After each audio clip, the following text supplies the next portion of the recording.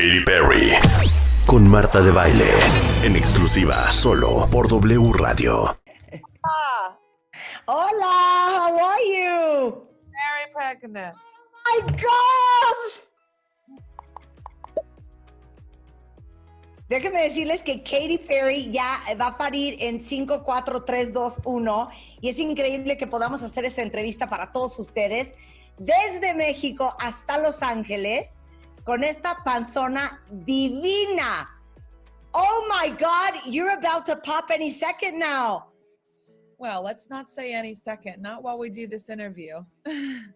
No, what trimester are you in? Well, you're the last one, but what month?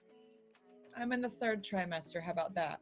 Oh my God. Well, you know what? And I'm doing all of this. Still working. Like when I was pregnant, I was laying in a bed cross-stitching. That's as far as I went. Oh, how many kids do you have? I have 2 girls. The oldest is 24. The youngest is 21. But this is the best part. I'll make you feel like $1 billion, okay? You know how many pounds? 24. What? Yeah, she's 24. Doing No, you look 24. Darling, please. It's just lovely lighting. Yeah, well, oh my gosh, I hope I look the way you look when my daughter's 24. Oh my God. You look lovely always. But let me tell you something that'll make you feel like $1 billion. How much weight have you gained? Maybe 30 pounds. Okay, 55. Okay, well, I'm not there yet. I could get there. No, do not get there.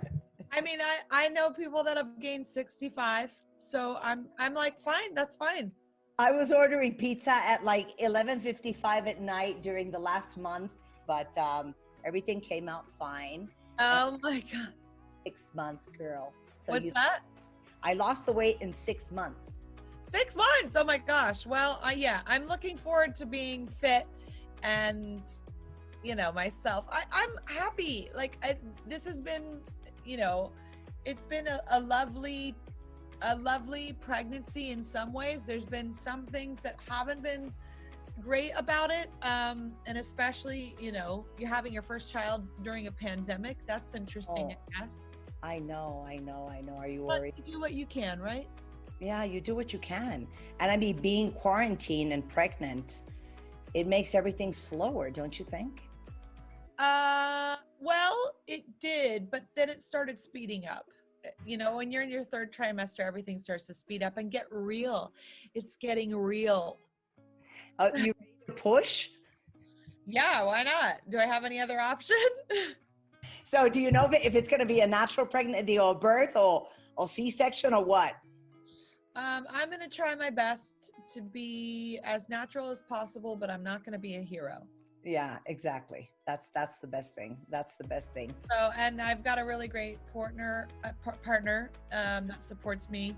But it's interesting. During this time, I was planning on working until my water broke. Uh-huh. I like imagined myself on stage singing my new song, Daisies, Daisies, Daisies, the highest note, and then all of a sudden, and my water breaks. Yeah. That's too much information. But now, I've been able to kind of learn how to live a little bit more balanced because of all of this.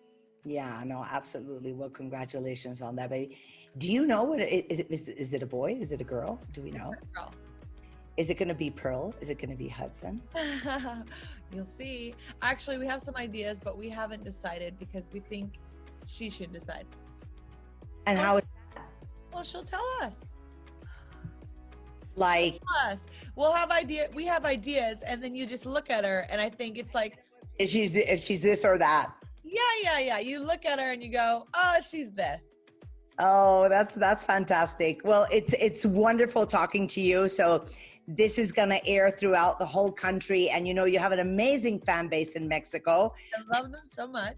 This one, if you don't tell her that I love her and that I love her even more after I saw the documentary and we cried with you and everything, I will kill you. So a message, so I'm off the hook now. All right, good. I'm glad. Wow, that's intense. Listen, my Spanish fans are intense and passionate, and I love that. And anytime I come to Mexico, it's just like, I feel like Beyonce, and I'm not Beyonce.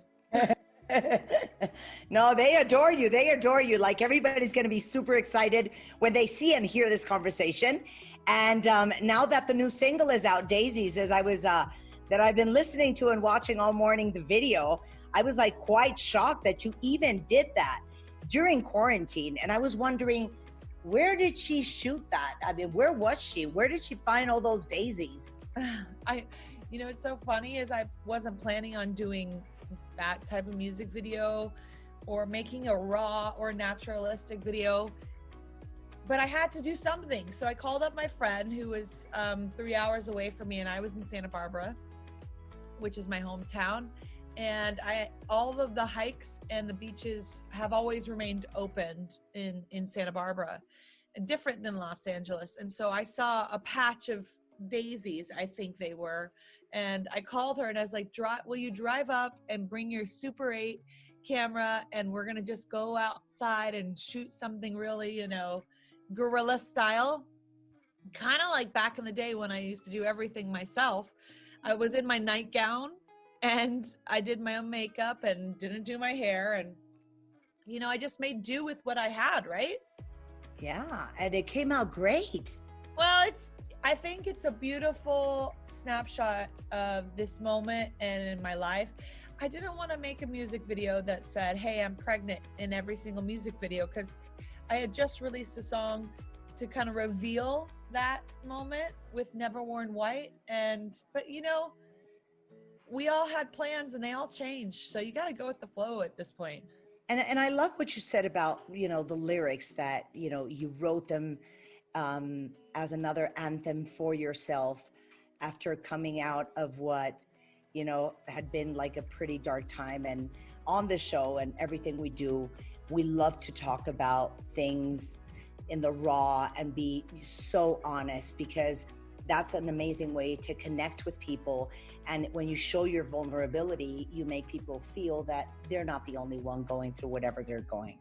That's right. They're not so alone. And there's a unity in that. And also there's solution in that too. So you can share the different tools that help you come out of that. But yeah, whenever I'm writing songs like Firework or Roar, it's not because I feel that way. I actually am pretty depressed when I'm writing those songs. And like something inside of me takes over, my soul takes over and becomes the ghost writer of my body, of my mind. And it starts steering and it says, here's this nugget of an idea that I'm going to give you from the heavens, and it's going to be your new anthem. It's going to be your new affirmation that you can keep saying to yourself so you can come out of this darkness. But this whole record that's coming out August 14th, I know, is about resilience and triumph and overcoming and empowerment. And, you know, I'd say 65% of the record is about that. And it's just a bunch of songs about the last 2 years of my life, which were my darkest. I was very depressed. I couldn't get out of bed. I was not having good thoughts, and I didn't think I was going to live. And now 2 years later, I'm living and I'm bringing life into the world.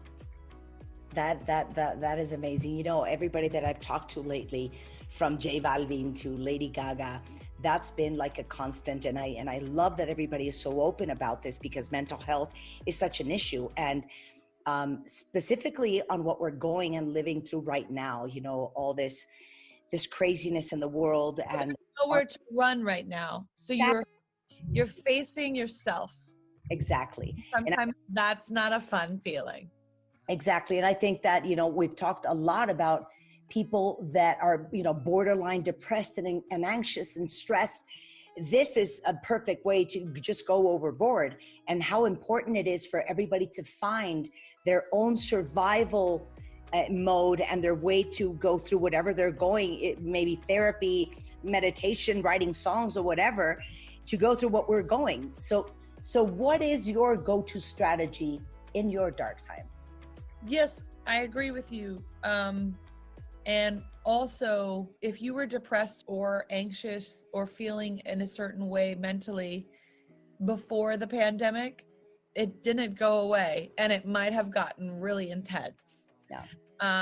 So I feel for everyone that's going through that, and feeling overwhelmed, and I felt very overwhelmed at times. I have learned a lot of tools in my life, and I lean on them. Sometimes I don't do them. Sometimes I don't practice them just because I'm lazy, or I, you know, sometimes you're so depressed you don't even know how to start. So you're like, I know I should do this, this, and this, and it's literally right here, but I can't even reach my arm out right now.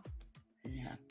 But when I do get to extend my arm, it is a combination of therapy and transcendental meditation. And obviously when you exercise, that's so great for your endorphins and for your mind.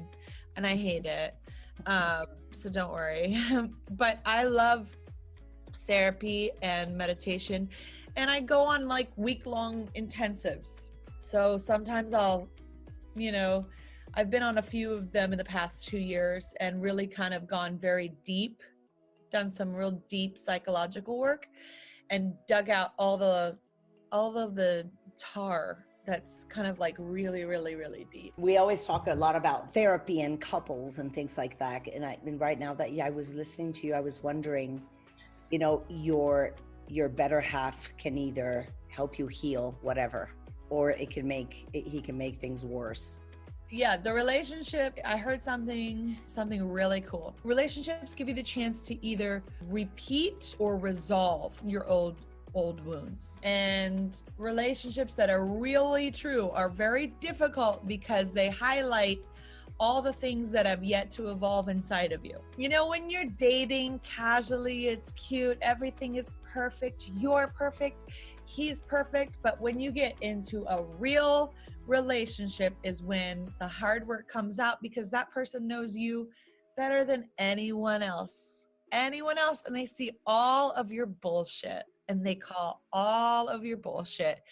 And that is an opportunity to either change your bullshit or just continue repeating it with someone. You know, like if you don't change it, like if we were to break up or what have you, I would have to go through this same thing with someone else and get to this same point. Exactly. You know, so I might as well just push through and get to the good stuff. Absolutely. Absolutely. Is that Orlando for you? Yes, he's a Buddha. He's a Buddha? Yeah, he really is. He's very, very in tune, and someone I look up to spiritually.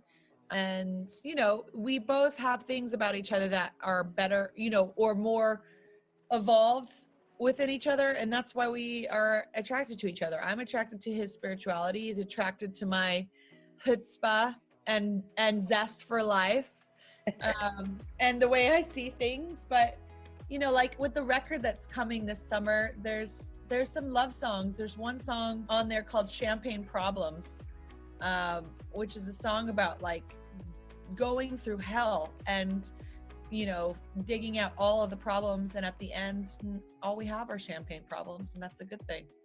That's fantastic. Girl, it was so great talking to you. I have just to do 30 seconds of quick questions, okay? The first thing that comes to your mind. Great. Pregnancy cravings other than pickles. Everything bagels. What is it going to be, Pearl or Hudson? We'll have to see. What does Orlando want to name her? We're on the same page. We have about 5 ideas. What do you think you will be really good at? Like making her look the cutest ever. Worst at? Worst at is waking up really early. What will Orlando's forte be as a dad? He's going to be great because he's already done it. Katy, great talking to you. Thank you so much. Thank you so much. I'm excited for you guys to hear the record and enjoy Daisies. We don't have a name yet.